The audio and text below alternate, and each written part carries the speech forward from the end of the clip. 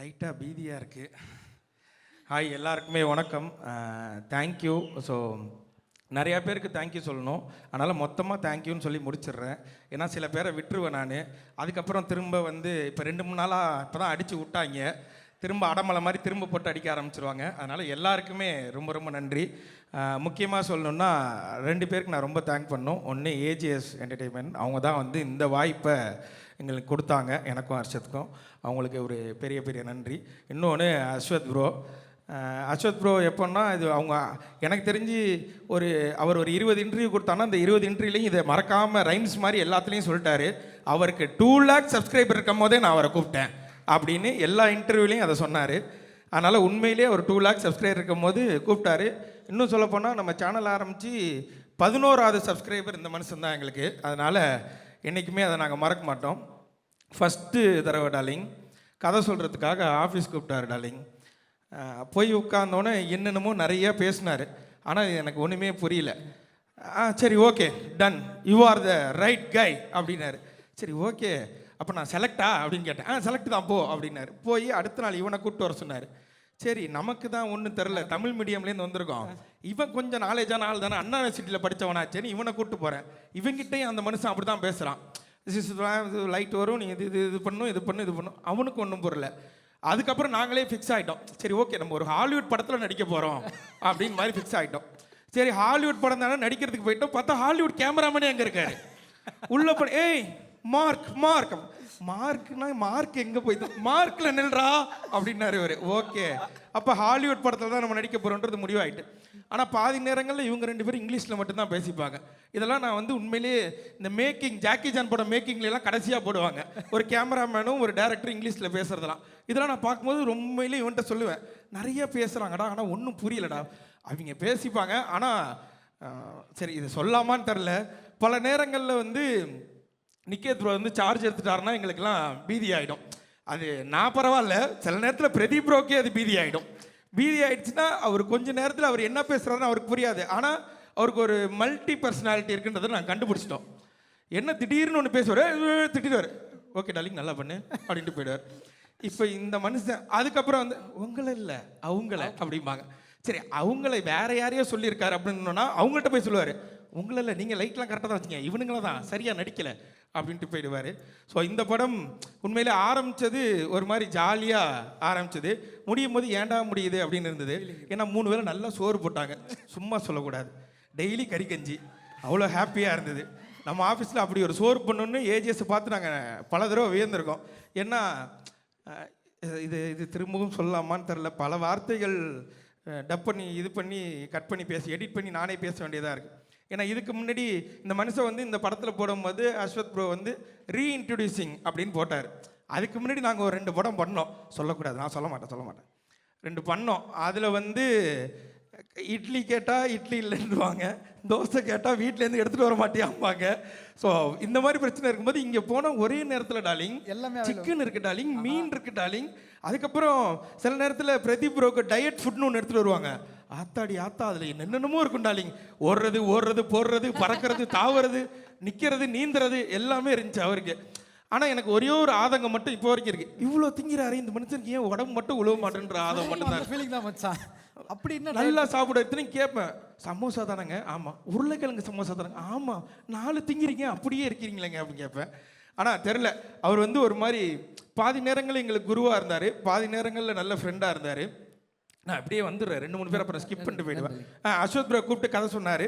சொல்லிவிட்டு ஷூட்டுக்கு போனதுக்கப்புறம் அவர் சொன்ன கதை தான் இப்போ எடுக்கிறாரான்னு எனக்கு இவனுக்கும் பாதி நேரங்களில் சந்தேகம் இருக்கும். நம்மள்ட்ட சொல்லும்போது வேறு சொன்னார், வேறு எடுக்கிறாரா, அவர் என்ன எடுக்கிறாரோ அதை நடிப்போம், இதுக்கப்புறம் நமக்கு ஏதாவது வாய்ப்பு இருக்கான்னு கேட்டாங்க. எந்த வாய்ப்பும் இல்லை. அப்போ கிடைச்ச வாய்ப்பை யூஸ் பண்ணிப்போம் அப்படின்னு இது பண்ணது தான். ஆனால் எங்களை முழுமையாக நம்பி எங்களை கூப்பிட்டதுக்கு அஸ்வத்துக்கு ரொம்ப ரொம்ப நன்றி. ஏன்னா அஸ்வத் வந்து ஃபஸ்ட்டு கூப்பிடும் போது ப்ரோவில் ஆரம்பித்தோம், அப்புறம் வாடா போடா ஃப்ரெண்ட்ஸ் ஆனோம், மாமா மச்சான் ஆனோம். இப்போ என்ன மொழியில் நாங்கள் 2 பேரும் பேசிக்கிறோன்னு எங்களுக்கே தெரில. சில நேரங்களில் எடுத்தோடனே ஹலோக்கு முன்னாடி ஒரே ஒரு கெட்ட வார்த்தை பேசுகிறான், ஒத்த வார்த்தை, அதை சொல்லி தான் ஆரம்பிக்கிறானே. அப்படி ஒரு ஃப்ரெண்ட்ஸ் ஆகிட்டோம் நாங்கள் 2 பேரும். அப்படியே தாண்டி வந்தோன்னா ரவிக்குமார் சார்லாம் பார்க்கும்போது உண்மையிலே பயமாகவே இருக்கும் செட்டில். ஏன்னா நாங்கள் காம்பினேஷனில் எங்களுக்கு நிறையா சீன் இருக்குது. சில நேரங்களில் சார் இப்படி நின்னார்னா அங்கே நிற்க மாட்டோம், நாங்கள் 2 பேரும் ஓடிடுவோம். சரி அவங்க ஏதாவது சொல்லிடுவாங்க, சூப்பர் ஸ்டாரை வச்செல்லாம் படம் பண்ண வர்றா அவர், இப்படிலாம் வேறு நாங்கள் பேசுவோம். சில நேரங்கள் அவர் காதில் விழுவுற மாதிரியே மிமிக்ரி பண்ணுறான்னு அவருக்கு முன்னாடி மிமிக்ரிலாம் பண்ணி காமிச்சோம். ஆனால் அவர் அதை கண்டுக்கவே இல்லை.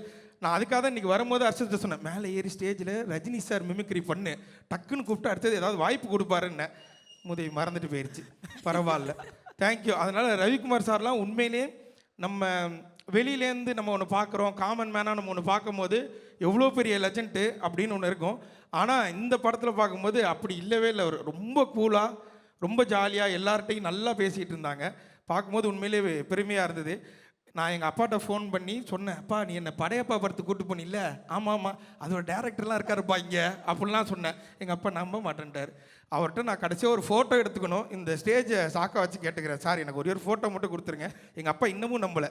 நான் படத்தில் நடிக்கிறேன்னா நீ என்கிட்ட வீட்டை நடிக்கிறேன், இப்போ அங்கே போய் நடிக்கிறேன் அப்படின்னாரு. அவ்வளோதான். இதுக்கப்புறம் பிரதீப் ப்ரோ ஃபுல் ஜாலி.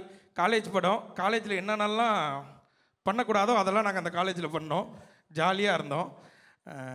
நல்ல மனுஷன் உண்மையிலே. எந்த இதுவுமே இருக்க, நான் அந்த ஸ்டார்டமில் இருக்கேன், நான் ஹீரோ, இது மாதிரி எந்த இதுவுமே அவர் கிடையாது. அவர் டீமில் ஒருத்தராக எங்களை உள்ளே போன அன்னைக்கே சேர்த்துக்கிட்டார். நிறைய விஷயங்கள் ஷேர் பண்ணுறதா இருக்கட்டும், அவர் பண்ண ஷார்ட் ஃபிலிமில் ஆரம்பித்து இப்போ அவருக்கு நடக்கிற அவரோட கதைகள் வரைக்கும் எல்லாத்தையுமே எங்கள்கிட்ட சொல்லுவார். அதுமாதிரி எங்களுக்கு ஏதாவது ஒன்று, இது தலைவா, இது என்ன பண்ணலாம், இது என்ன பண்ணலான்னா இதை இப்போ பண்ணிடாதீங்க, இது கரெக்டான க்ரோத்தாக இருக்காது, இதை பண்ணதுக்கப்புறம் தான் நீங்கள் இதை பண்ணணும் இப்படின்ற மாதிரி எங்களுக்கு ஒரு பயணியராக நின்று, அதுவும் எங்களுக்கு முன்னாடி இருந்த ஒரு யூடியூபராக அவரை நாங்கள் ஃபீல் பண்ணோம். ஸோ ஒரு மூத்த யூடியூபர் எங்களுக்கு அடுத்தது அதை அவங்க கொடுத்தாங்க. மித்தபடி எனக்கு இங்கே இன்றைக்கி தான் நிறைய பேர்த்த பார்த்தேன், அதனால் எனக்கு பாதி பேர்த்த தெரியாது. இதுக்கெல்லாம் இவங்க எல்லாருக்குமே ரொம்ப நன்றி. அதையும் தாண்டி இந்த பின்னாடி உட்காந்துருக்கவங்களுக்கு ரொம்ப ரொம்ப நன்றி. தேங்க்யூ. நீங்கள் வீடியோ பார்த்தீங்க, அந்த வீடியோ மூலியமாக கொஞ்சமாக ஏதோ பேர் கிடச்சிது. அந்த பேர் எடுத்துகிட்டு வந்து இன்றைக்கி இந்த இடத்துல நிற்கிறோம். ஸோ 21ஆம் தேதி டிராகன் படம் தேட்டரில் ரிலீஸ் ஆகுது. எப்படி யூடியூப்பில் பார்த்தீங்களோ அதே மாதிரியே தேட்டர்லேயுமே வந்து இந்த படத்தை பார்த்துட்டு கண்டிப்பாக உங்களுக்கு எல்லாருக்கும் பிடிக்கும், சப்போர்ட் பண்ணுவீங்கன்னு நினைக்கிறேன். நன்றி, thank you darling. Thank you darling. But இன்ஸ்டாவில் ஒரு ஸ்டோரி அப்போ போட்டிருந்தார் இயக்குனர், இந்த மாதிரி இந்த வருஷத்தோட பெஸ்ட் நடந்த விஷயங்கள் அப்படின்னு சொல்லி நிறைய விஷயங்கள் கோட் பண்ணுறப்போ ஒரு தடவை உங்களை கோட் பண்ணி ஏதோ ஒரு ஸ்டோரி போட்டிருந்தார். அதை பார்க்கும்போது அவ்வளோ சந்தோஷமாக இருந்தது. அந்த ஸ்டோரியை பார்த்தோம். இன்றைக்கி இப்படி டிராகன் ஸ்டோரியில் உங்கள் 2 பேரையும் பார்க்குறது எங்களோ சந்தோஷம். ஸோ நிறைய விஷயங்கள் தொடர்ந்து உங்களுக்கு சூப்பராக நடந்துட்டு இருக்கு. சுற்றி அவ்வளோ நல்ல நண்பர்கள் இருக்காங்க. ஒரே ஒரு கேள்வி, லைஃப்பில் ஃப்ரெண்ட்ஷிப் எவ்வளோ முக்கியமாக எங்களோட டார்லிங் பார்க்குறாரு அப்படின்றது மட்டும் சொல்லணும், இப்படி இந்த மேடை வந்து நிற்கிறதுக்கு. ஏன்னா படத்துலையும் அவ்வளோ சூப்பராக சக்ஸஸ் தேடி போகிற ஒரு ஃப்ரெண்டு, இப்போ ஒரு சம்பளம் காசு இல்லைனா கூட ஏன்டா எங்ககிட்ட வாங்கி கொடுக்குறன்ற அளவுக்கு ஒரு நல்ல நண்பராக இருக்கீங்க. ஸோ நட்பை எங்கள் விஜய் சித்து எப்படி பார்க்குறாரு? அந்த ஃப்ரெண்ட்ஷிப் தான் இங்கே நிப்பாட்டி இருக்கு. அந்த ஃப்ரெண்ட்ஷிப் தான் எனக்கு விக்னேஷ்காந்தை மீட் பண்ண வச்சுது. அந்த ஃப்ரெண்ட்ஷிப் தான் என்னை இவ்வளோ தூரம் கொண்டு வந்தது. இவ்வளோ பேர் வீடியோ பார்த்த ஃப்ரெண்ட்ஷிப் தான் இதை என்னை இவ்வளோ தூரம் வளர்த்து விட்டது. அதே மாதிரி படத்துலையும் என்னோடய கேரக்டர் பேர் அன்பு. நானும் பிரதீப் ப்ரோவும் வந்து பயங்கரமான ஒரு, அந்த காலத்தில் ஒரு சூர்யா தேவா அப்படின்னோன்னா அடுத்த காலத்தில் இந்த அன்பும், பேர்லாம் ரிவீல் பண்ணலாமா? சொல்லக்கூடாதா? என்ன எங்கேயும் மிரட்டுற, நீ வெளில வாடி. அதனால் அதான் பேர் ரிவீல் பண்ணக்கூடாது. என் பேர் அன்பு. ஸோ அந்த மாதிரியான ஒரு நட்பு இந்த படத்துலையும் பார்க்கலாம். நிறைய பேர் வந்து இதை நிறைய இடங்களில் சொல்லிக்கிட்டே இருந்தாங்க, இது வந்து அந்த படமாக இருக்குது, இது வந்து இந்த படமாக இருக்குன்றது.